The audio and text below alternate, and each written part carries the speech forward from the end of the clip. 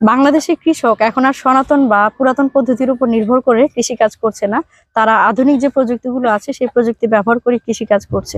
আর তাদের নতুন নতুন প্রযুক্তি ব্যবহার এবং প্রয়োগের ফলে আমাদের কৃষি অনেক দূর এগিয়ে গিয়েছে। আর বাংলাদেশের কৃষি কিন্তু জাত উদ্ভাবন এবং প্রযুক্তি উদ্ভাবনে সারা বিশ্বে ঈর্ষণীয় অবস্থানে রয়েছে।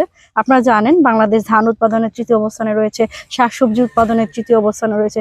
এরকম বিভিন্ন ফসল উৎপাদনে বাংলাদেশ কিন্তু ঈর্ষণীয় অবস্থানে রয়েছে।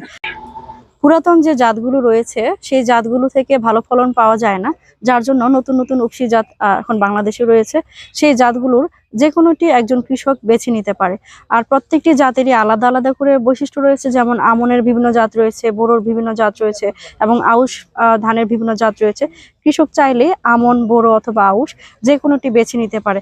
অর্থাৎ কৃষক যদি তার পছন্দ অনুযায়ী চিকন জাতের ধান, মোটা জাতের ধান অথবা যেগুলোর জীবনকাল কম সেই জাতের ধানগুলো বেছে নিতে পারে, অথবা যেগুলো জীবনকাল বেশি, অর্থাৎ তার উপযোগিতা অনুযায়ী, জমির যে উপযোগিতা সেই জমির উপযোগিতা অনুযায়ী এবং তার যে কর্মপরিকল্পনা রয়েছে একটি ফসল করার, সেই কর্মপরিকল্পনা অনুযায়ী সে যে কোনো জাতটি বেছে নিতে পারে। অর্থাৎ আমাদের দেশে তার যে পছন্দনীয় জাত সেটি বেছে নেওয়ার যথেষ্ট সুযোগ রয়েছে।